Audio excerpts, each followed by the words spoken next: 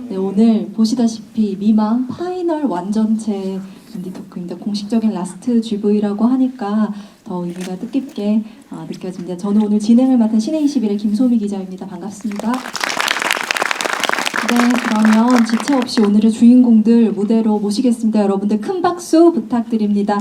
김태형 감독님, 이명하 배우님, 하성국 배우님, 박봉준 배우님, 정수지 배우님, 그리고 김진 배우님 자리를 모시고요.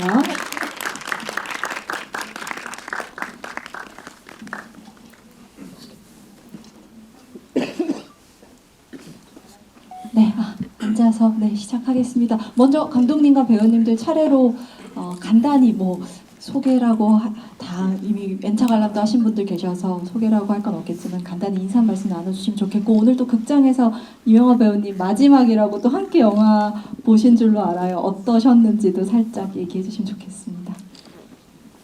네, 안녕하세요. 저는 미망을 연출한 김태형입니다. 반갑습니다.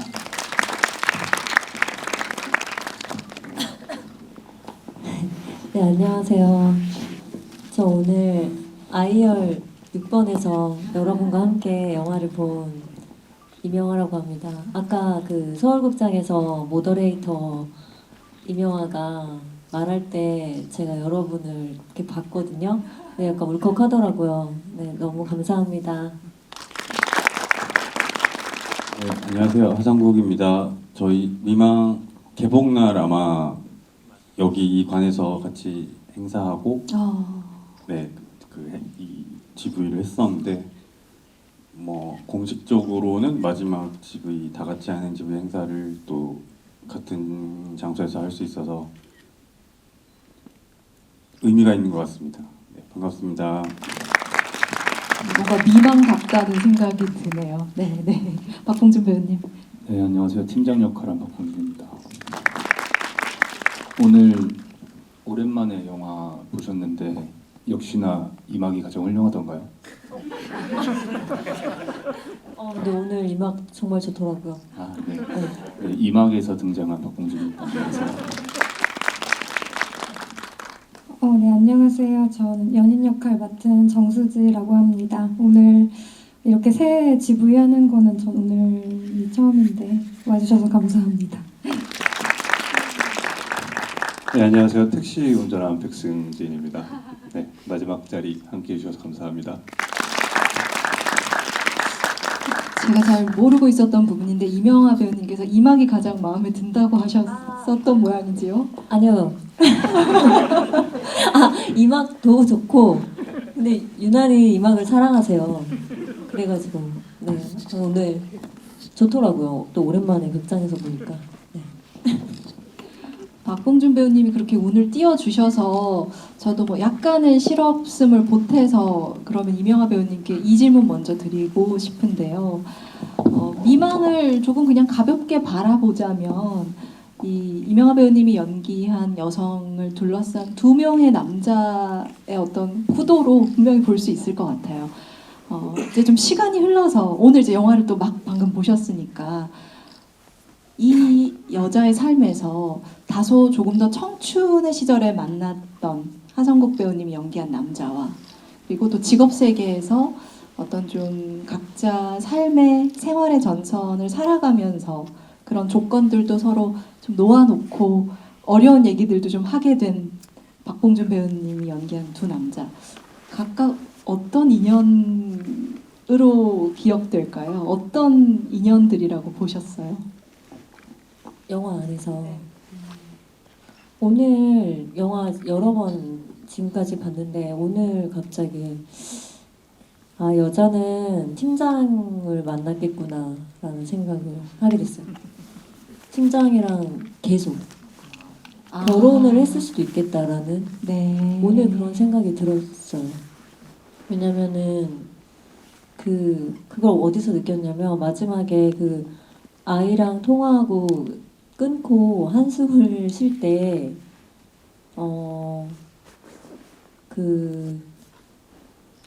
반복하기 싫다라는 어떤 그런 게 읽혀지더라고요. 뭔가 오늘 왜 그랬는지 모르겠지만 그래서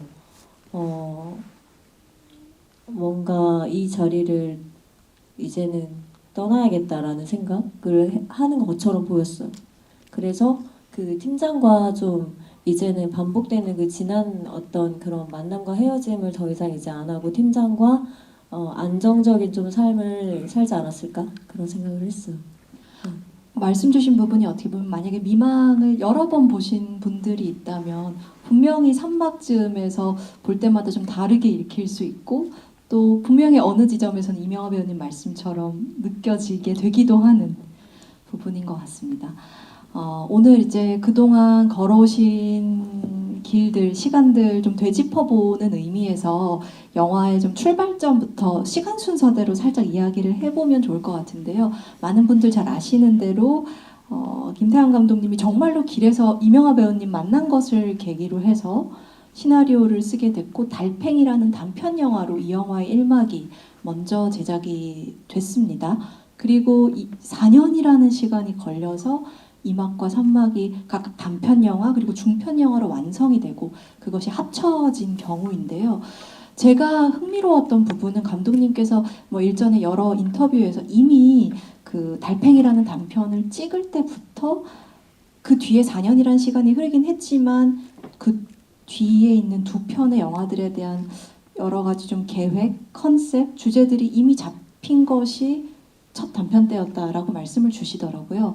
물론 감독님께서 시나리오를 쓰실 때부터 많은 것들을 구성하셨겠지만 이 영화는 더더욱 현장에 나가서 그 공간과 시간들과 부대끼면서 비로소 느끼실 것이 많은 작품이라고 생각이 되어서 달팽이를 찍는 그 현장에서 무엇에 영향을 받아서 뒤에 2막, 3막을 이런 영화로 만들어야겠다라고 단초를 좀 삼으실 수 있었는지 현장에서 첫 단추가 된 게 있었다면 무엇일지 혹시 그게 오늘 영화 보신 분들이 1막을 기억할 때 떠올릴 수 있는 요소라면 더 좀 좋을 것 같습니다. 찍을 때의 어떤 영감을 받았던 건 그냥 마지막에 이명화 배우랑 하성욱 배우랑 그 인사하고 나서 되게 어색하게 서 있잖아요. 그리고 고마워하고 갈 때 이미 저는 그 뒷부분이 떠올랐었는데 그 달팽이를 찍을 때 첫 번째 파트를 찍을 때 예기치 않게 저한테 엄청 커다란 변화를 줬던 거는 비였어요. 원래 시나리오에서는 비가 내리는 걸로 쓰지 않았는데 비가 내리기 시작하면서 이 영화에 비라는 게 좀 중요한 의미이자 반복적인 것과 시간을 좀 나타낼 수 있는 하나의 흐름으로서 볼 수 있는 시각적 장치라고 해야 될까요? 그렇게 활용해야겠다라는 것으로 다가왔었고 그걸 받아들이니까 영화 전체의 정서나 말하고자 하는 바나 이런 것들이 좀 더 풍부해지지 않았나라고 생각하게 되더라고요. 그러면 달팽이를 찍을 때 이미 비를 보고 그런 생각을 하실 때 감독님이 그때도 이미 실제로 존재하는 광화문의 소우라는 공간을 자주 드나드실 때였을까요? 그건 아니었어요. 그 첫 번째 파트를 찍을 때는 소우를 알지 못했었고 소우의 지금 사장님이 제가 그 광화문 달팽이를 찍을 때 사장님이 되셨어요. 나중에 연대기를 맞춰보니까 그렇더라고요. 그리고 제가 그 소우라는 공간 근처에 있는 섬이라는 바를 알고 있었는데 그 바를 섭외하려다가 거기 그 공간이 사라졌었어요. 코로나 때. 그렇게 되면서 그 주변을 아쉬워서 배회하다가 우연히 발견한 곳이 소우였었습니다. 그래서 2021년에 발견을 해서 한 1년 정도 오래 다니면서 단골이 되고 사장님한테 부탁을 해서 촬영을 하게 됐었어요. 그러다가 팬데믹과 뭐 여러 가지 이슈로 서울극장과 소우라는 2막, 3막의 이야기가 찍기까지 4년여 정도의 시간이 걸렸는데요. 이명화 배우님 그리고 하성국 배우님께 질문을 드리고 싶은데 이렇게 같은 감독의 연장선상에 있는 작품의 호출을 받았는데 그 사이에 4년이라는 시간이 생겨버렸을 때 이럴 때 배우라는 직업에 있는 분들은 4년 전의 캐릭터와 자신을 어떻게 연결을 시킬 수 있을까요? 혹은 저는 흥미로웠던 게 하성국 배우님 시네21 인터뷰에서 그냥 다른 사람이라고 생각하고 연기했다라고 하셔서 어쩌면 그게 2막이 2, 3막이 주는 감흥과도 닿아 있는 답이 될 수 있겠다는 생각도 했었거든요.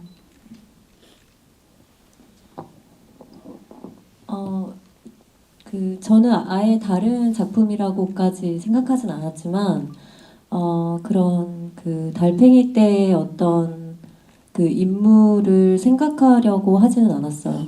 그 마지막 파트 소 제목이 이제 소우인데, 소우는 그 소우의 글로서만 제가 이해하고 접근을 했던 것 같은데, 하지만 이제 그 이전에 제가 찍었던 그 여자에 대해서 제가 전혀 기억을 하지 못하거나 모르는 게 아니잖아요.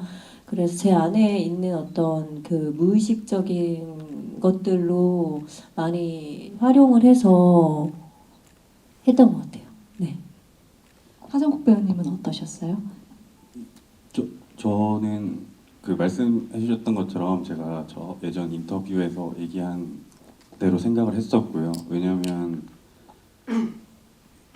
실제로 물리적으로 흐른 이 시간이 실제로 있고 영화 배경에서 시간이 흘렀다는 설정이 있을 때 이거를 사실 연기로 구현해낸다는 뭔가 그런 게 더 어려운 일인 것 같거든요. 저는. 네, 네. 그게 그래서 오히려 그 설정에 도움을 받는 쪽이 뭐 좀 누가 보기엔 게으르다고 할 수도 있지만 실제로 저한테 쌓인 그 시간이 자연스럽게 보이는 게 더 맞다는 생각을 했던 것 같아요. 돌이켜보면. 그래서 어차피 실제로 몇 년의 시간이 흐른 설정이니까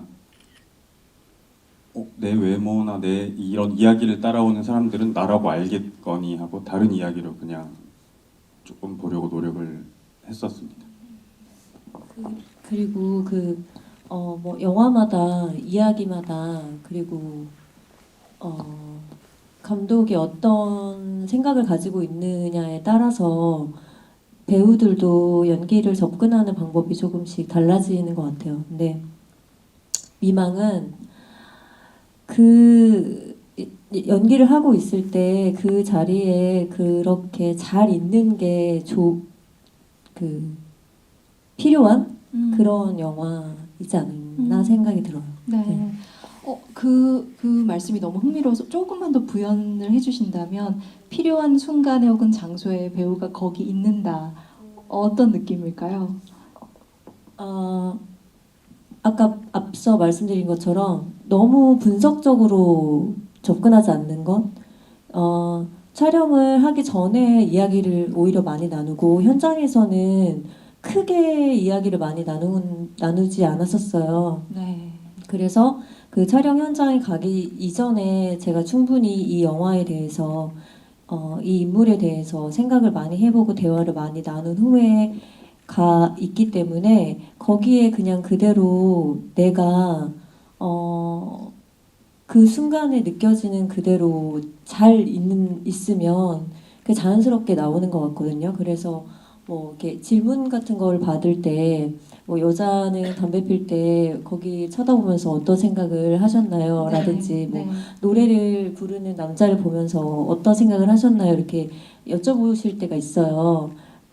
근데 그때 그 감독님은 뭐 어떤 감정으로 해줘 이렇게 하신다기보다는 노래를 잘 들어줘. 그리고 하늘을 봐줘. 이런 식으로 하시거든요.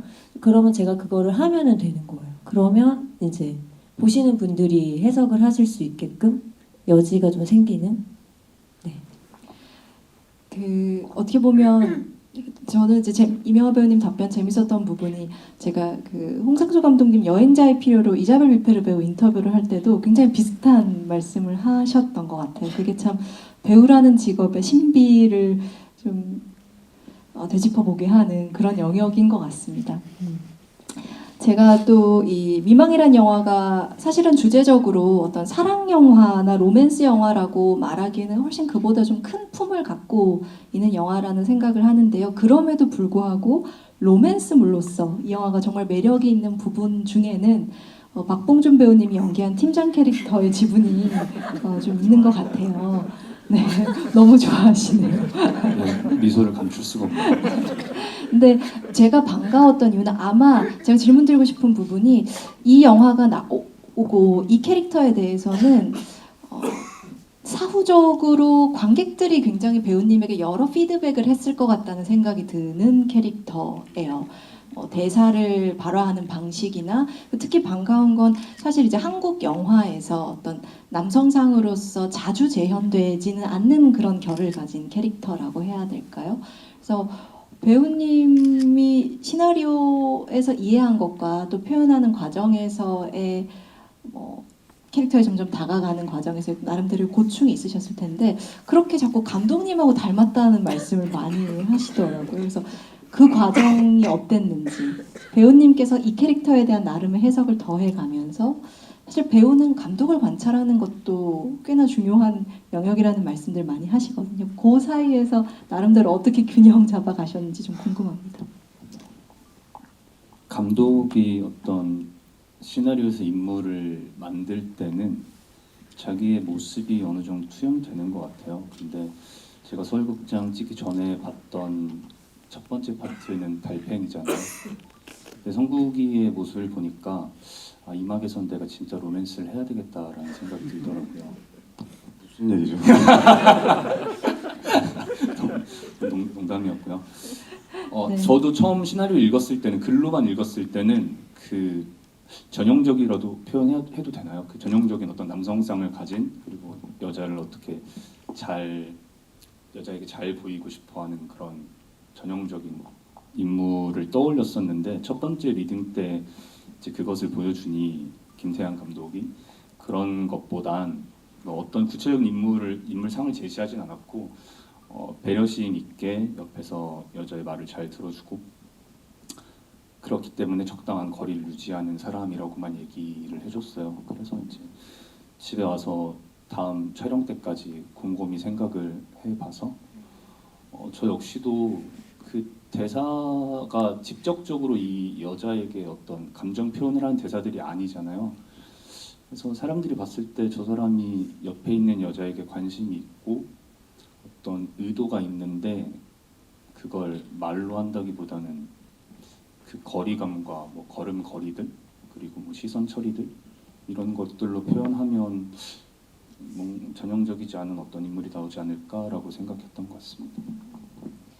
그리고 미망을 보면서 저는 정수지 배우님 그리고 백승준 배우님이 연기한 인물들에게 비슷한 감정을 하나 느꼈는데 이런 사람들이 내 인생에 있으면 참 좋을 것 같다라는 느낌이 들었던 것 같아요.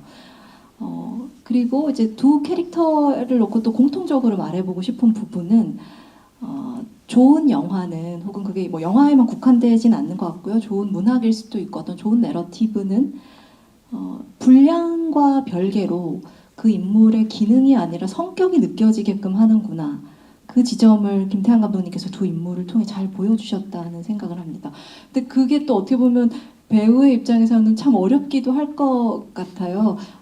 아주 대단하지 않은 설명적이지 않은 대사들 그리고 미니멀한 상황 속에서 저희가 인물의 성격을 감지했다라는 건 관객 입장에선 지금 참 편하게 이야기하지만 배우에게는 처음엔 어려운 과제였을 수도 있을 것 같거든요. 근데 공통적으로 굉장히 내면이 좀 단단해 보이고 두 사람이 어떤 차분하고 부드러운 결을 가지고 있는데 이런 캐릭터 조형 어떻게 만들어 나가셨는지 두 분의 과정상의 고민을 살짝 나눠주신다면 그리고 지금은 말할 수 있다 같은 것도 좋을 것 같아요. 라스트 GV니까. 네.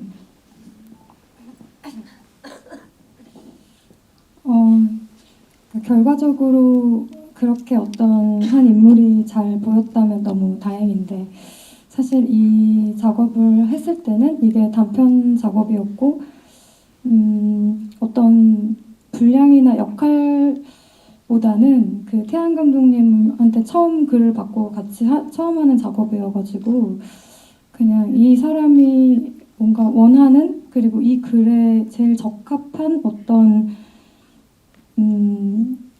이 작품에 해가 가지 않는 연기를 하는 게 목표였던 것 같아요. 그때 당시에는. 그리고 태양 감독님이 시나리오 주시면서 해주셨던 어떤 이야기들이 여기서 이렇게 해줬으면 좋겠어. 여기서 이런 인물이야. 이렇게 설명적으로 얘기를 해준 게 아니라 그냥 찬찬히 지난 시간들을 얘기했었거든요. 감독님의 어떤 이야기와 사랑 이야기 아니면 저한테 어떤 얘기를 물어봐서 저도 답을 하고 근데 그 대화의 끝에서 제가 어렴풋하게 어떤 인물을 원하는구나 이렇게 발견했던 거는 조금 강단 있고 내면이 단단한 의연한 그 외유내강 외유내강의 캐릭터라는 것을 알게 됐고 그것을 이제 뭐 뿌리 삼아서 현장 가서 재밌게 하려고 노력했던 것 같습니다. 네. 네. 이제는 말할 수 있다는 사실 없는 것 같고요. 네. 다행스러우시죠? 좀 긴장하고 있었는데. 그래요? 근데 대신 할 사람들이 좀 있을 것 같아요.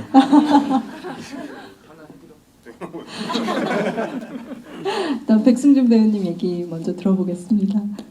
저는 우선 처음 봤을 때 캐릭터가 말이 너무 많은 거예요.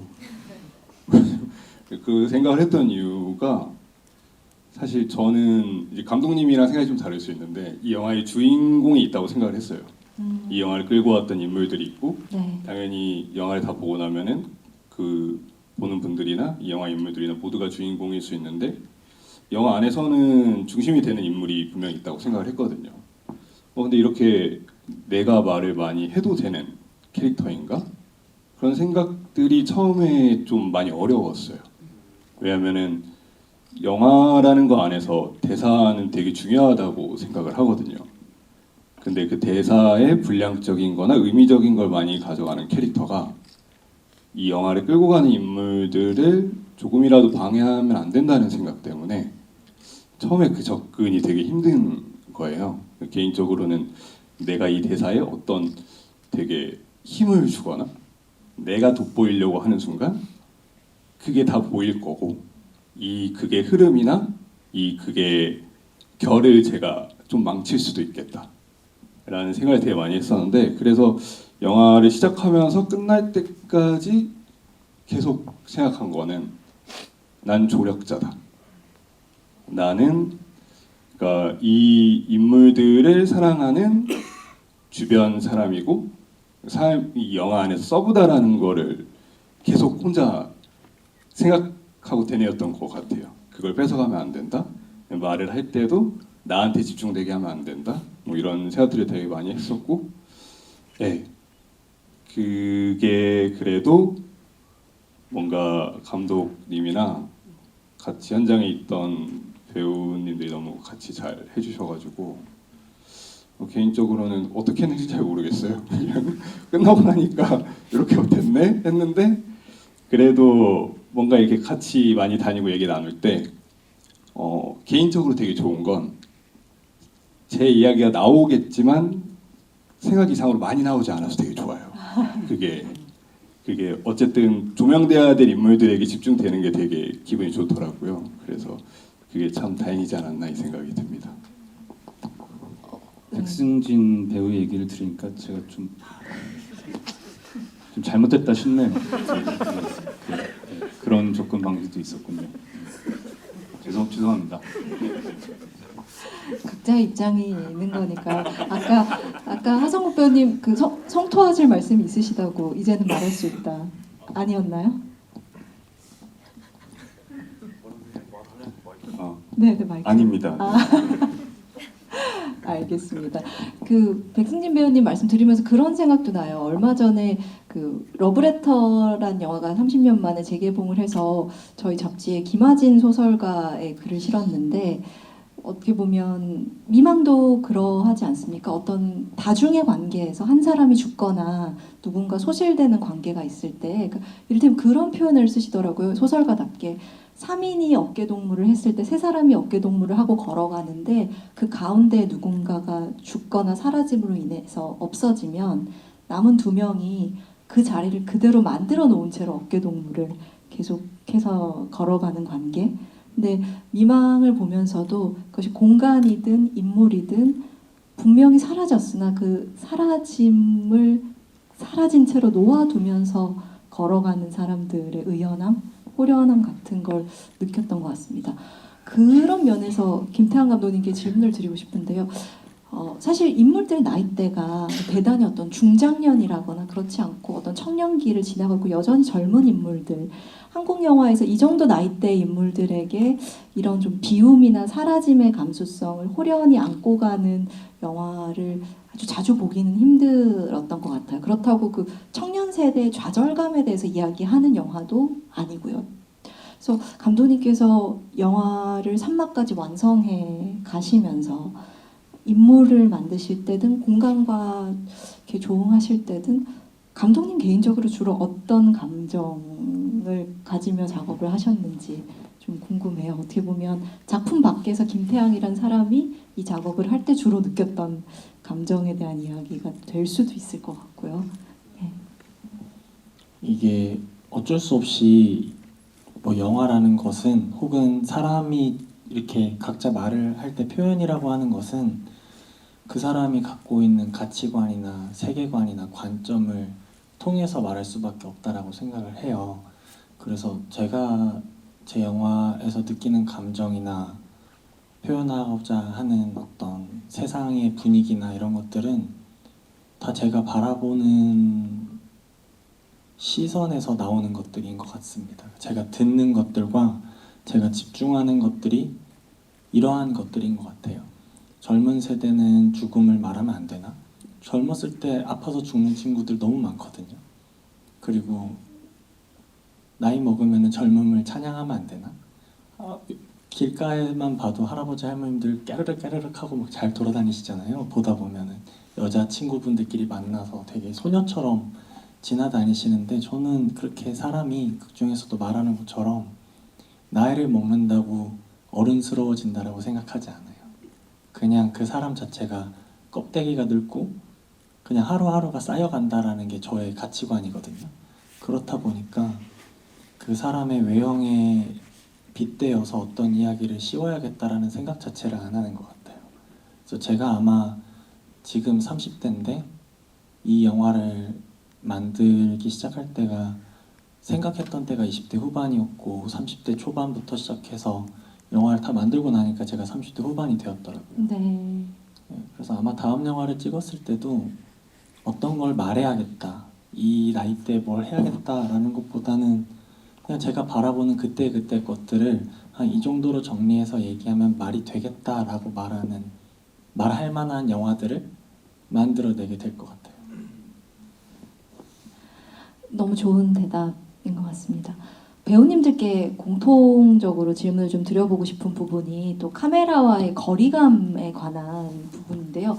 미망을 보면 참 재밌는 게 조금 단순하게 말하자면 보통 어떤 영화에서 카메라의 기조가 좀 일관되게 유지되는 것이 좋은 미덕이라고 했을 때 주로 롱샷을 구사하는 영화가 있을 테고 클로즈업의 영화들이 있을 텐데 미망은 배우들의 입장에서 좀 궁금해지는 지점이 거리를 걸을 때는 사실 배우가 카메라를 인식하지 못할 정도로 저기 어디 멀리 가 있는 것 같고 소 같은 장면은 아마 공간 특성상 카메라와 또 굉장히 가까우셨을 것 같은 그러니까 그 극단의 거리감을 모두 경험하는 또 그것이 아마 시간순이 아니라 굉장히 좀 이렇게 뒤섞여 있는 감각이 아니었을까 추측해 보게 돼요. 그래서 이렇게 아주 먼 곳에 있는 카메라와 아주 바짝 붙어 있는 카메라와의 거리감 면에서 인상적이었던 호응의 경험이 있으신지 떠오르는 순간이 있으시다면 공유해 주셔도 좋겠습니다. 생각해보니까 있는 것 같은데요. 네. 그 길에서 이제 촬영할 때는 사실 잘 안 보여요. 카메라가 안 보였던 것 같아요. 그만큼의 거리도 있었고 거기 앞을 지나다니는 인파도 굉장히 많았고 그래서 조금 자연스럽게 거리에서 이렇게 느껴질 수 있는 것들을 많이 반영을 하면서 할 수 있었는데 제가 얘기하고 싶은 건 이제 3부 소우에서 네. 1부, 2부까지 그러고 3부에서 이제 카메라가 여기까지 여기 눈앞에 코앞에 가끔 이렇게 있고 그 상황에서 물론 할 수 있지만 감독님께서 그 추운 날씨에 새벽 해 뜰 때까지 노래를 시키셔서 저는 카메라 신경 쓸 겨를이 없었습니다. 그래서 다음 분 있나요? 아, 근데 그럼- 확실히 1막하고 2막에서는 이렇게 카메라가 거리감이 있으니까 카메라를 거의 인식을 안 하고 연기를 할 수 있었어요. 그래서 저는 개인적으로 좀 자유로움을 많이 느꼈던 것 같고, 근데 되게 신기한 것이 지금 또 떠올려 보니까 3막에서도 크게 카메라를 인식하지 않았던 것 같아요. 왜 그랬는지는 추워서 그랬나 보다. 이거 제가 처음으로 해보자면 네. 제가 그러니까 촬영 감독님이랑 카메라의 위치가 어디냐에 따라서 배우들이 이게 영화 찍고 있다라는 거를 완벽하게 인식할 수 있는 카메라의 위치는 배우의 눈 앞에 카메라가 있을 때거든요. 근데 아마도 그 파트 2에서 앞모습으로 걸었을 때 박봉준 배우와 이명하 배우와 그 걷는 장면과 하성국 배우가 그 소울을 찾아가는 골목에서 카메라가 앞에 있을 때를 제외하면 거의 다 약간 가까이에 있어도 카메라가 이들의 시선 바깥에 있었거든요. 아, 네, 아마 그래서 네. 크게 배우들이 그렇게 카메라에 대해서 인식하지 않았던 것 같고 앞에 있을 때도 이제 카메라 너머의 어떤 상황의 것들을 바라보면서 연기하게 되면 앞에 있는 스태프들을 인식할 수밖에 없잖아요. 그런데 두 사람이 대화하는 장면이다 보니까 그랬던 거 아닐까라고 생각을 해봅니다. 추워서 그랬던 것도 있고. 저는 네. 전 카메라를 인식하고 한 연기들이 많아요. 근데 그렇게 연기한 이유는 이제 미망이 극장에서만 볼 수 있었는데 이제는 집에서도 볼 수 있게 돼서 여러분들이 제가 카메라 앞에서 인식을 하고 아주 조그만 표현을 해가지고 이거는 뒤로 가기 위해서 돌려볼 수 있는 사람만 보게 해야지라고 했던 연기들이 궁금하시다면 이제 그것을 한번 보시는 것도 이제 극장에서 더 이상 볼 수가 없으니까 아주 좋은 배우인 것 같아요. 전 배급사 분들이 생각했을 때는 네. 그런 걸 한번 보셔도 괜찮을 것 같습니다. 근데 그러면은 이왕 그렇게 말씀 주신 김에 어떤 디테일이었는지 살짝 짚어주신다면. 네. 그거는 이제 말씀드리면 재미가 없으니까 제가 거의 이명하 배우에 집중되어 있는 경우들이 많잖아요. 둘이 같이 걸을 때. 근데 제가 옆에서 뭘 계속 해요. 되게 조그만하게 해서 뒤로 돌려서 한번 보시면 아 여기서 이런 표현들을 했구나. 분명히 있습니다. 분명히 해서 한번 찾아보시면 또 재밌지 않을까라는 생각을 갑자기 드네요. 네. 얼굴의 어떤 근육에 좀 집중을 해보시고 예, 특정 그쵸. 근육에 눈썹이 살짝 올라간다든지 뭐 약간 눈동자가 왔다 갔다 한다는 그 정도입니다. 네. 네, 여러분들 꼭 VOD로도 찾아주시길 바라겠고요. 이쯤에서 혹시 객석에서 질문 주실 분 얼마나 계실지 수요도 볼 겸 한번 보겠습니다. 오늘 분명히 제가 듣기로 미망 관객분들 샤이 미망이라는 별명이 붙을 정도로 좀 샤이하시다고 들었는데 마지막 GV라 그런 거 꽤 손을 들어주시네요. 그러면 일단 객석 질문 바로 받아보겠습니다. 일단 한 5분 정도 계시는 것 같아요. 일단 맨 앞에서 먼저 손 들어주셔서 마이크 부탁드릴게요.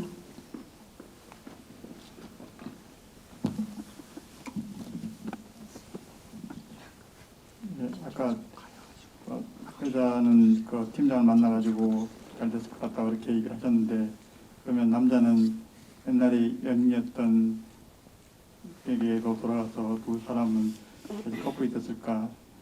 그 두 사이가 시간이 지나면서 완전히 헤어졌다고 생각하신 건지 아니면은 약간 소원해진 상태의 두 사람이 관계였다고 생각하시는지 두 사람의 관계가 어떻게 됐다고 그 뒤에 시간이 지난 뒤에 그 관계에 대해서 어떻게 생각하시는지 그게 궁금하고 그 만약에 둘 이렇게 커플이 됐다고 해서 가정했을 때 우연히 길을 가다가 둘 커플이 만났을 때 그 자리를 피하려고 할 건지 아니면은 사실 뭐 만나가지고 그냥 자연스럽게 그냥 아무렇지 않게 이렇게 얘기를 나눌 그런 사이 같으신지 모르겠습니다. 이렇게 커플로 같이 가다가 우연히 만났을 때 수지 저랑 박봉준 배우랑 종로를 이렇게 걷다가 우연히 이 두 커플이 만났다.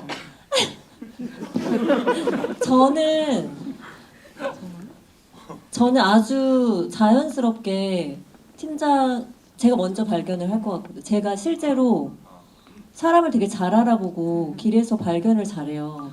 저 혹시 잠깐 끼어들자면 혹시 그럼 처음 달팽이의 계기가 된 두 분의 거리에서의 마주침도 명화 배우님이 먼저 알아보셨어요? 앞에 걸어가고 있었어요. 네. 알겠습니다. 네. 그래서 제가 만약에 먼저 발견을 했다면 자연스럽게 팀장한테 다른 쪽으로 가자고 네. 마주치고 싶지 않을 것 같아요. 하성국 배우는 어떻게 할 거예요? 본인이 먼저 봤다 이명화 배우를. 저는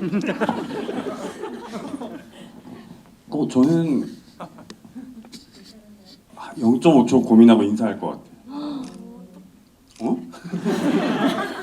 아니 지금 뭐 서로 짝이 있는 상황이고 해서 그냥 예전에 어떤 인연이 있었던 어쨌든 친구다 동료다 이 느낌으로 인사를 하고 후회할 것 같아요.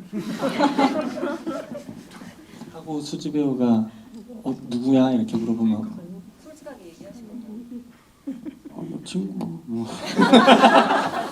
근데 오늘 의상 톤이 커플들 같아요. 그렇네요 이렇게 정말. 시밀라 룩처럼. 오토바이. 그러면 이 질문을 박봉준 배우님, 정수지 배우님께도 던지자면 뭔가 둘 사이에 뭐가 있어 보이는데 근데 이미 이야기를 또 스토리를 아실 수도 있고 어떻게 리액션 하셨을 것 같으세요? 저는 뭐 신경도 안 쓸 것 같아요. 저는 그 대사 중에 거짓말 안 하네 이거 되게 좋아하거든요.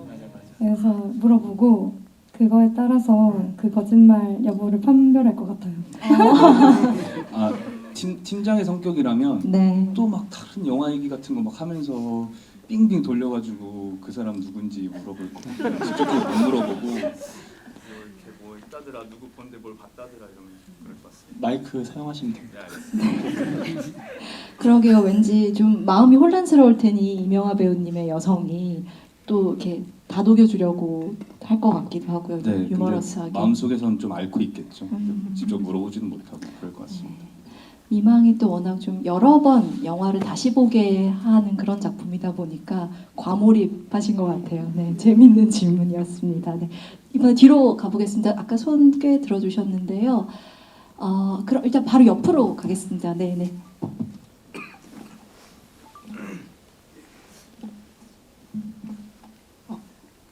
저는 이 영화에서 시간들이 다 흘러가는 게 아니라 이렇게 겹겹이 쌓인다고 생각했는데 뭐 이순신 동상에 대한 얘기도 여러 사람에 의해서 겹겹이 쌓이고 그 같은 거리를 걷는 사람들의 기억이나 시간 같은 것도 겹겹이 쌓이고 하는데 그럼 이 인물들이 그 기억을 다 안고 살아가는 거잖아요. 그래서 소 사장님은 그 여자랑 남자가 되게 쿨하다고 하시는데 저는 그 기억들을 다 안고 살아가는 인물들이 전혀 쿨하지 않다고 느껴졌거든요. 그래서 감독님이랑 배우님은 그 여자랑 남자가 쿨하다고 생각하시는지 뭐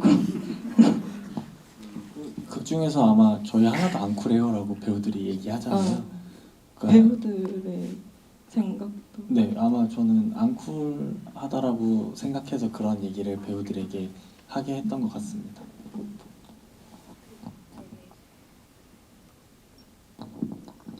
수지 배우랑 승진 배우는 어때 보여요? 3명?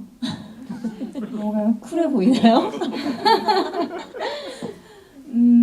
부등호로 따지면 쿨함의 정도를 이렇게 그걸 따지면 명화 배우님이 제일 쿨해 보이고 제 생각. 네. 그 다음에 이렇게 비등비등한데 그래도 쿨하지 않다는 걸 온몸으로 티내는 사람. 근데 티를 안 내는 사람. 것 같아요. 네. 아까 승진 배우님이 조력자라는 말씀을 해주셨는데 어떻게 보면 오래된 관계 안에서는 각자의 마음들을 가장 우물처럼 다 들여다보고 있는 관찰자 캐릭터이기도 해요. 어떻게 보였을까요? 이 택시 운전사의 눈에는 이 두 남녀 어떻게 보였을까요? 저는 우선 개인적으로 세상에 쿨은 없고 쿨한 척만 있다고 생각을 하거든요. 근데 쿨하지 않기 때문에 제 택시를 타고 가는 대로 따라오지 않았을까요? 쿨하지 않은 것 같습니다. 저는 제가 영화 속에서 가장 쿨이라는 단어에 적합한 사람은 그 승진 배우가 연기한 택시 운전사인 것 같아요. 제일 쿨하고, 쿨하다는 말을 저는 이렇게 생각하는데 자기가 할 말을 그때그때 뒤에서 하지 않고 앞에서 바로 하는 것, 그게 이제 솔직하다라는 것을 빙자해서 무례한 것과는 좀 다르게 얘기하잖아요. 정수영 덕분이지 왜 그게 아니야 라고 화도 낼 줄 알고, 아, 그렇죠. 그 다음에 같이 가자라고 말하는 것도 승진 배우가 얘기하고, 우리 또 보자라고 얘기하는 것도 저 사람이 얘기하잖아요. 그러니까 아쉬움이 뭔지 아는 사람이기 때문에 저게 쿨한 것 같아요. 그러니까 아쉬움을 남겨놓고 나중에 끙끙 앓는 게 안 쿨한 것 같고. 너무 좋은 이야기가 나온 것 같습니다. 이번 뒤로 가겠습니다. 이번에 가운데 안경 쓰신 분께 마이크 부탁드릴게요. 네. 네, 영화 너무 잘 봤습니다. 이 영화가 일상 속에서 드러나는 어떤 우연성이 되게 중요한 영화라고 느껴지는데, 그리고 그 우연성이 잘 세공됐다고 느껴지거든요.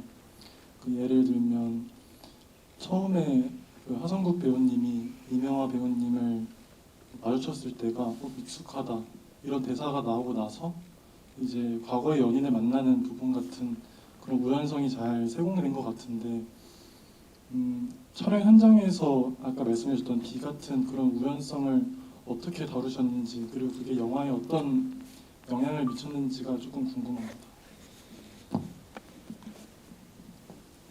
시나리오를 쓸 때와 현장 리허설을 할 때는 저 같은 경우는 아직 제가 신인이고 영화를 배워나가는 과정이라고 생각을 해요. 제 언어를 찾아가는 중이라고. 그래서 준비를 진짜 많이 해요. 그래서 애드립도 없고 동선도 명확하고 카메라의 위치와 듀레이션이랑 편집까지 다 생각해서 하거든요. 근데 그만큼 준비를 많이 하기 때문에 현장에서 생기는 변수에서 제가 머릿속으로 영화를 편집을 합니다. 그래서 이 씬은 빠져도 되겠다. 비가 내리면 이렇게 영화가 완성이 돼서 이 포인트에서 비가 내리면 될 테니까 이렇게 연출을 해야지 라는 것들을 생각하면서 현장에 있어요. 그러니까 이게 저는 이걸 잘합니다 라기보다는 이게 우리가 비가 내리면 비를 막을 수가 없잖아요. 그러면 우산을 어디서든 달려나가서 우산을 사서 우산을 펴서 가야 되는 거잖아요. 그런 것처럼 그냥 받아들이는 거예요. 그리고 이 받아들임 안에서 비가 왔으니까 안 찍어야지가 아니라 비가 내려도 찍을 수 있는 방법을 생각해내는 것 같아요. 그러니까 배가 고프면 뭐라도 먹어야 되잖아요. 지갑에 10,000원 있으면 이 10,000원을 일주일 동안 어떻게 먹을지를 계산하잖아요. 그러니까 이렇게 오늘은 라면을 먹고 내일은 이런 걸 먹어보고 좀 굶었다가 이렇게 먹어볼까라는 걸 계획하는 것처럼 그렇게 영화를 찍으면은 이렇게 알게 모르게 세공하는 것처럼 보일 수밖에 없는 것 같아요. 예. 배고픔에 빗대서 말씀 주시니까 얘기가 확 겸허해지네요. 제가 덧대서 관련한 방향에서 한 가지 부연으로 질문을 드리자면, 감독님께서 말씀하신 머릿속에서 영화의 편집이 이루어지고 이것도 사전에 어떻게 보면 관객에게 이 영화가 너무나 자연스럽게 보이는 것과는 별개로 어떤 치밀한 프리프로덕션의 과정이 있었다고 하더라도, 제가 영화 보면서 궁금했던 지점은 이를테면 기본적으로 롱테이크가 많고 대사량도 꽤 있는 구간들이 있는 영화란 말이에요. 그랬을 때 분명히 배우들께서 연기를 하다 보면 어떤 테이크에서는 듀레이션이 짧아질 것 같고 대사가 빨리 소화가 될 것 같고, 어떤 테이크에서는 대사가 길어질 것 같아서 감독님이 예기치 못했던 위치에 배우들이 가 있거나 혹은 카메라와 배우들의 어떤 리듬이 엇나가는 순간들이 분명히 있었을 것 같은 영화예요. 그런 식의 어떤 즉흥성 혹은 오차, 흥미로운 오차 어떻게 받아들이면서 마무리한 작업이셨는지도 궁금합니다. 저는 큰 틀에서 이 방향이 틀리지 않았으면 그런 것들을 좀 받아들여요. 그리고 롱테이크라서 편집을 다시 할 수가 없잖아요. 한 컷을 선택해야 되기 때문에 둘 중에 만약에 둘 다 좋은 오케이 컷이 낫다라고 했을 때는 둘 중에 고민을 하겠지만 그래서 저한테는 오케이는 딱 하나밖에 없어요. 그러니까 후보군을 두지 않아요. 오케이가 났으면 더 찍지 않아요. 그냥 그걸로 편집을 합니다. 그렇게 해야 아쉬움이 미진함이 안 남잖아요. 이런 가능성이 있지 않을까라는 가능성을 남겨두지 않아요. 제가 그렇게 하면은 선택을 못하게 될 테니까 라고 생각하면서 합니다.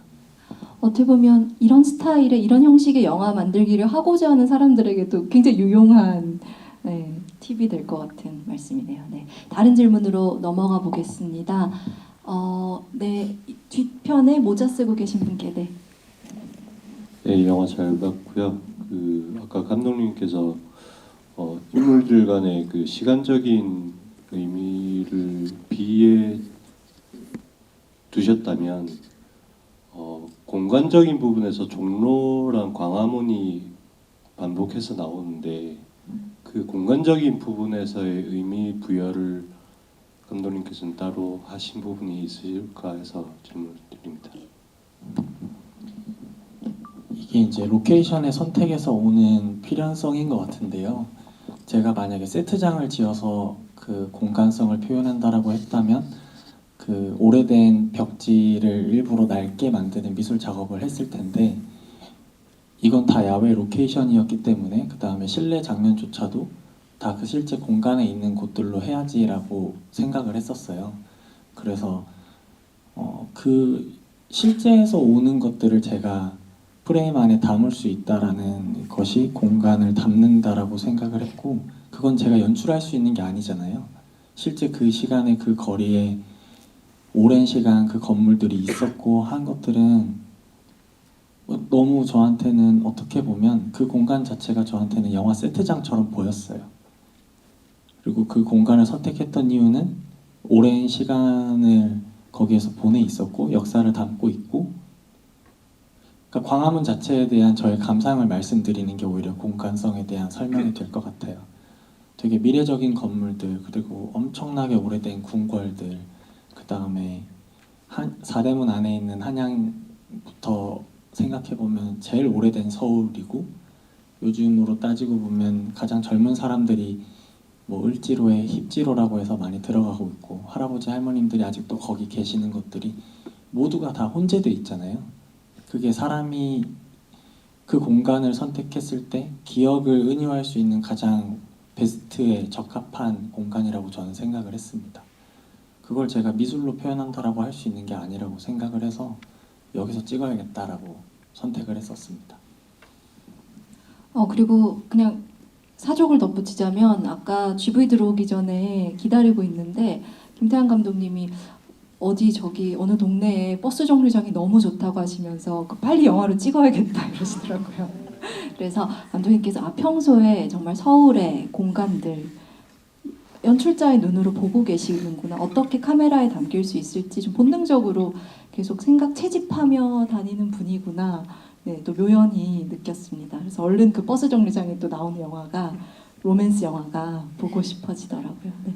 이번에 이쪽으로 가보겠습니다. 아까 손 계속 들어주셨던 분 계셨는데요. 네. 감사합니다. 저 그 영화에 오래 기억하면 돼라는 대사처럼 참 오래 기억하고 싶은 영화인데요. 그래서 그 감독님과 배우님들은 이 영화를 어떻게 기억하시고 싶으신지 또 관객들은 어떻게 기억했으면 좋겠는지 한 번씩 말씀을 들어보고 싶습니다. 뭐 이 자리를 끝내려고 하는 질문은 아니고 이 자리를 오래 기억하고 싶어서 그러면은 네. 혹시 괜찮으시다면 앞에 네. 질문 먼저 듣고 우리 라스트 질문으로 다 말씀 한 번씩 해주시면 어떨까요? 그래도 괜찮겠죠? 네, 오래 기억하고 싶어서 드리는 네. 네, 아주 클로징으로 적합할 것 같습니다. 요 앞으로 그럼 오겠습니다. 네, 손 들어주셨던 분 계셔서. 네.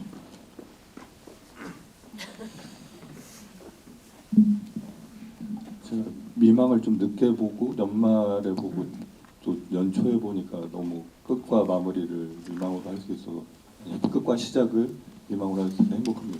제가 영화를 보고 소우에 가고 싶어서 집회에 갔다가 2번이나 갔는데 2번 다 문을 안 열었더라고요. 그래서 아쉽게 아직은 가보지 못했는데 질문 드리고 싶은 거는 장기하 씨 음악이나 노영 씨 음악이 사용됐는데 이거 알려주실지 모르겠지만 저작권이나 비용이나 이런 부분이 독립영화가 예산이 많지 않은데 그 저작권 부분은 어떻게 되는지. 저작권은 영화 찍기 전에 사전에 시나리오 단계 때 미리 회사들의 노영심 선생님이랑 장기하 씨의 회사에 다 연결을 해서 허락을 받았고요. 저작권 비용 같은 경우는 비밀이에요. 계약이기 때문에 그게 비밀이긴 하고요. 지불을 했고 그분들이 이제 보시고 저 예산이니까 조금은 이렇게 해주신 부분들도 계십니다. 그래도 저희의 예산 안에서 저희가 드릴 수 있는 그게 되게 최선이지만 그 비율로 따졌을 땐 굉장히 좀 큰 금액을 할애해서 제안을 드렸었고요. 그런 부분들을 고맙게 생각해 주신 것 같아요. 왜냐하면 본인들의 작품이니까 그것도. 그리고 제가 왜 그 음악을 여기에 써야 하는지에 대한 이유들을 다 메일에 적어서 보내드렸었어요. 그래서 그런 부분들을 좋게 생각해 주셨던 것 같습니다. 네. 소우 얘기해 주셔서 어쩔 수 없이 이 영화 보고 나면 많은 분들이 그곳에 가고 싶어지고 궁금해지고 실제로 가볼까 생각하시게 될 텐데 개봉 포스터도 걸어놓고 하셨잖아요, 사장님이. 근데 최근에 혹시 좀 반응을 들으신 게 있는지, 뭐 관객들이 많이 찾아온다고 하는지, 혹시 뭐 너무 많이 찾아와서 곤란하지는 않으신지, 감독님은 최근에 가셨는지 등등이 궁금합니다. 제가 엊그제 다녀왔습니다. 엊그제 다녀왔고요. 그 사장님이 젊은 손님분들이 많이 늘어나서 되게 좋아하세요. 그리고 해외에서도 많이 온다고 하더라고요. 원래 외국 분들이 종종 오시는데, 그래서 거기 가면 실제로 연주하시고 노래하시는 분들이 꽤 많으세요. 그래서 그분들이 이제 젊은 친구들이 와서 노래를 듣는다라는 것에 되게 행복감을 느끼시고 사장님도 되게 좋아하시고, 그리고 사장님이 원래 주말에는 문을 좀 안 열려고 하셨는데 최근에는 주말 장사도 일부러 해봐야겠다, 돌아가시는 분들이 많다라고 연락이 많이, 거긴 연락처도 안 적혀져 있거든요. 예, 맞아요. 그래서 연락처도 남겨두고 이렇게 손님분들이 오시면 자기가 더 열심히 해야겠다라고 생각하신다 하더라고요. 되게 뿌듯해하세요. 엄청 좋아하세요, 진짜. 네, 저도 계속 가보고 싶은데 때가 안 맞아서 아직 못 들어가 봤거든요. 그래서 또 요새 다들 광화문 가기가 겁나는 분들이 또 계실 텐데, 혹은 또 거기서 열심히 활동을 하고 오시거나 소우에서 또 이렇게 마주쳤으면 좋겠습니다. 네. 그러면 마무리를 이제 해도 될 것 같아요. 아까 질문 주셨던 대로 참 이분들의 원래 관계성도 다 좀 남다른 것 같아요. 이를테면 김태환 감독님, 하성국 배우님이 대학 동문이시고, 박봉중 배우님, 하성국 배우님이 고등학교 동창이시고, 또 백승주은 배우님은 미망 프로듀서의 친구이신가요? 사실은 미망이란 영화를 만들기 이전부터 쌓여온 시간들과 이 영화 자체가 가지고 있는 지금까지 5, 6년의 시간들이 있기 때문에 지금 이 영화들을 돌아보실 때 여기 계신 감독님, 배우님 전부 하나의 작품 이상의 삶의 한 시절을 대하는 느낌이 드실 것 같거든요. 소회 어떠신지. 아까 마지막 질문대로 떠나보내는 마음이라고 하셨나요? 뭐라고 하셨었죠, 정확히는? 오래 기억하고 싶어요. 네. 그 의미들을 들려주시면 좋겠습니다. 이번에는 거꾸로 백승준 배우님부터 들어볼까요? 네. 근데 혹시 이게 마지막 인사인가요? 그렇게 될 것 같습니다. 시간 그래요? 관계상. 네네. 우선 이 영화는요, 많이 했었던 말인데 제 삶에서 되게 변곡점이 되어준 영화였고요. 그래서 전 이 영화가 제가 배우를 계속 해 나가면, 영화를 계속 해 나가면 그 출발이 되어주는 작품이다라고 기억을 할 것 같아요. 그리고 이 작품을 보신 관객분들께 요건 제가 요새 느낀 건데, 저는 지금까지 삶을 좀 직선으로 대했거든요. 제가 운동을 했어가지고 되게 어떤 목적성을 되게 중요시하고 결과를 성취하는 데에 익숙한 사람이었는데 이 영화를 그래서 저는 점진적인 걸로 봤어요. 각 파트가 진행될수록 더 나은 사람이 되어가는 과정이 아닐까 생각을 했었는데 최근에 든 생각이 영화에서 얘기하는 것처럼 돌고 도는 거구나. 어느 나이대에 삶에서 어느 단계에 있다 해서 더 나은 사람이 되는 게 아니라 어떤 좋은 순간, 어떤 뭐 더 삶의 연륜이 쌓인 순간에도 어떤 파트에 내가 머무를지는 모르는 일이라는 생각이 들었어요. 그런 것처럼 이 영화가 삶을 곡선으로 대할 수 있게 해줬는데 관객분들께서도 사실 되게 궁금해요. 각자 지금 삶 안에서 어느 부분에 계실지. 하지만 그 순간들이 다 삶 안에서 귀중한 시간일 수 있음을 이 영화를 통해 계속 기억해 주셨으면 좋겠습니다. 오늘 너무 감사드립니다. 여러분들 박수 부탁드립니다. 수지 배우님은요? 저는 이 영화를 처음 찍은 게 2019년이니까 횟수로 참 많이 흐른 영화를 이렇게 되돌아보면서 지브이를 하는 어떤 그런 특별한 영화인데요. 그동안의 시간 동안 그냥 이 작품에 참여한 배우로서 뿐만 아니라 이 태양 감독님과 이 배우님들의 동료로서 영화가 완성되는 걸 지켜보면서 저는 개인적으로 이 일을 계속 해나가는 어떤 힘을 많이 받았던 작업인 것 같아요. 이렇게 영화가 하나하나 쌓여가면서 어떤 결과물을 예상치 못한 것을 만들어내고 또 다 같이 함께 할 수 있는 어떤 시간들 그리고 관객들을 만나서 또 어떤 피드백을 듣고 하는 것들이 사실 처음부터 계획한 어떤 게 아닌 것처럼 저희 인생이 다 그렇잖아요. 이렇게 계획대로 되지 않는데 좋은 것들이 이렇게 시간이랑 같이 흘러가서 만나게 해주는 그런 기쁨을 준 어떤 작업이었고요. 이 영화는 관객들에게 어떻게 기억되면 좋겠다고 생각하느냐면 제가 이 영화의 그 일부인 것이 저는 되게 뿌듯하고 자랑스럽거든요. 네. 그런 측면에서 이 영화를 봐주신 관객분들도 이 영화가 이렇게 본인의 시간 속에 인생 속에 들어와서 조금 스민다면 조금은 이 영화를 되게 뿌듯하게 바라봐 주시는 이 영화의 관객으로서 뜻깊게 생각해 주시는 그런 영화가 됐으면 좋겠고요. 네, 오늘 와주셔서 정말 감사드립니다. 네.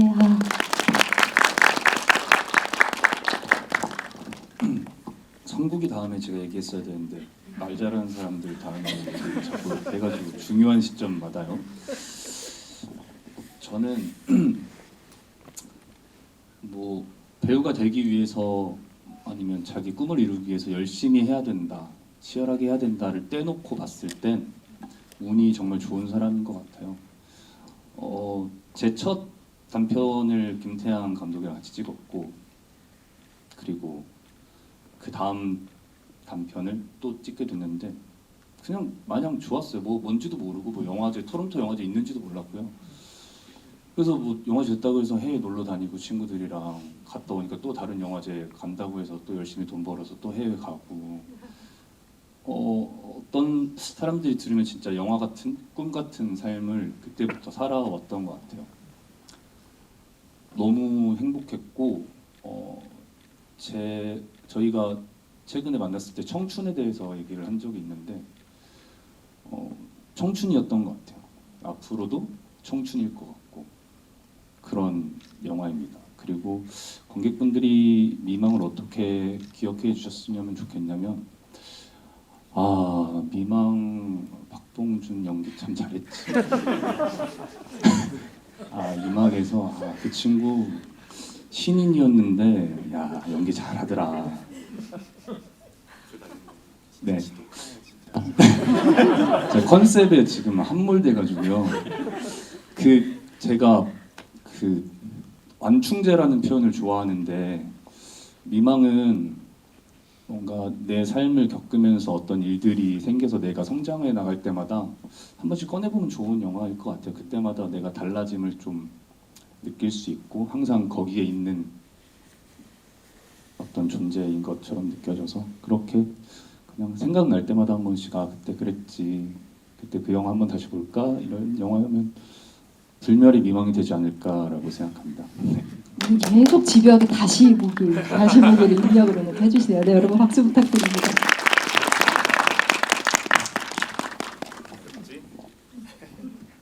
청춘 얘기를 제가 하려고 했는데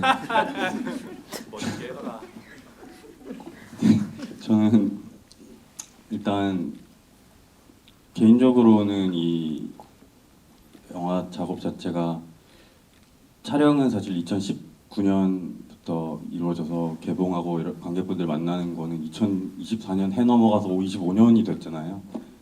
이거 자체도 참 저한테 신기하고 재밌는 일이라고 생각을 하는데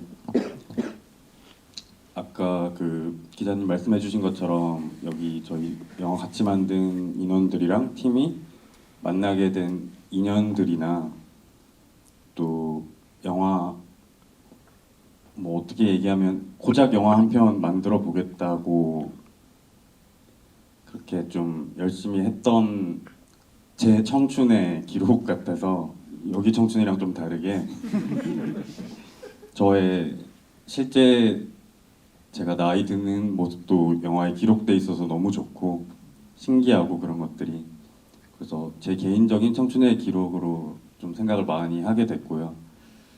영화를 그냥 떼놓고 생각하면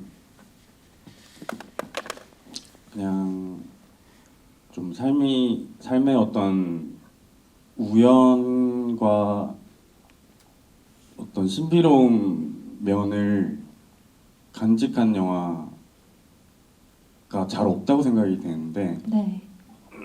그 김태형 감독님이 영화가 할 수 있는 조금 그런 신비로운 면을 잘 남겼다는 생각이 들어서 영화로는 제가 그렇게 생각이 드네요. 감사합니다. 네.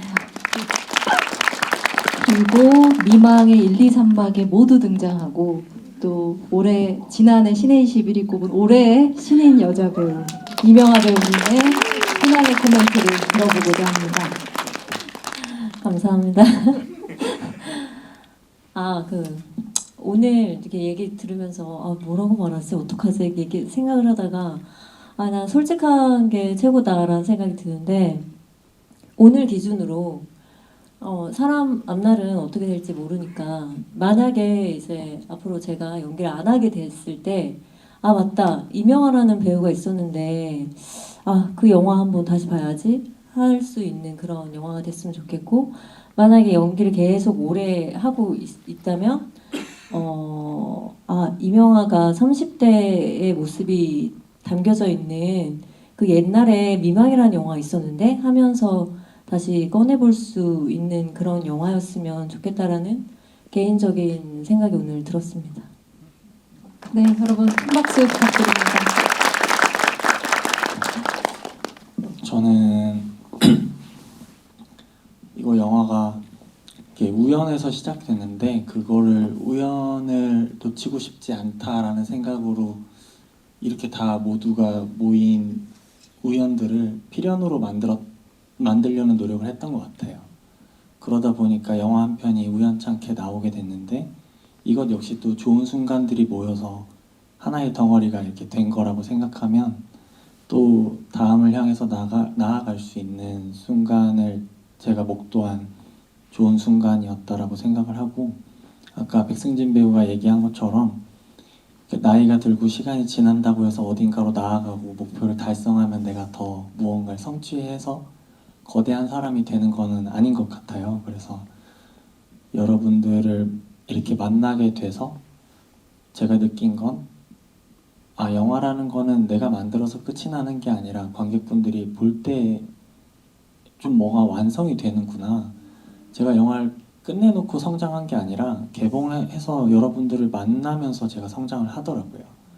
다음 영화에 어떻게 해야겠다라는 생각을 뭔진 모르겠지만 여러분들을 보고 있을 때 그게 배움이 되는 것 같다라고 저는 인식을 하게 됐어요. 그래서 저는 아마 이 영화를 그렇게 생각하게 될 것 같습니다. 이렇게 관객이 있어야 영화가 완성되는 거를 알게 된 첫 번째 시작이다라고 기억할 것 같고요. 여러분들에게 이 영화가 잊혀질 거라고 생각해요. 기억이 될 수도 있겠지만 아닐 수도 있다라고 생각하는데 저의 어떻게 보면은 잊혀지더라도 제목이 생각이 안 나더라도 제가 욕심이 더 큰 것 같아요. 이분들보다. 여러분들이 영화에서 나왔던 대사들을 하실 거라고 생각합니다. 네 덕분이야. 혹은 고마워. 혹은 뭔가 별거 아닌 것 같아 라는 말들을 하시면서 사실 것 같아요. 그럴 때 이 영화가 떠오르지 않더라도 이 영화가 여러분들의 삶 속에 녹아 있는 걸 저는 바라겠습니다. 그런 영화가 됐으면 좋겠어요. 아, 네. 여러분 왠지 살면서 그냥 한번 잊었다가 어느 날 불현듯 이 영화가 떠오르면 그날 굉장히 좋은 날이 아닐까 싶고요. 미망이 일본에서도 개봉을 해서 다음 달에 또 일본에 또 청춘 여행을 잠시 다녀오신다고 합니다. 그 여정도 여러분 응원해 주시길 바라겠고요. 예, 파이널 토크 인디스페이스에서 이렇게 다시 여러분들 뵙게 돼서 정말 뜻깊은 시간이었습니다. 오늘 너무나 끝까지 함께 해주셔서 너무나 감사합니다. 감사합니다.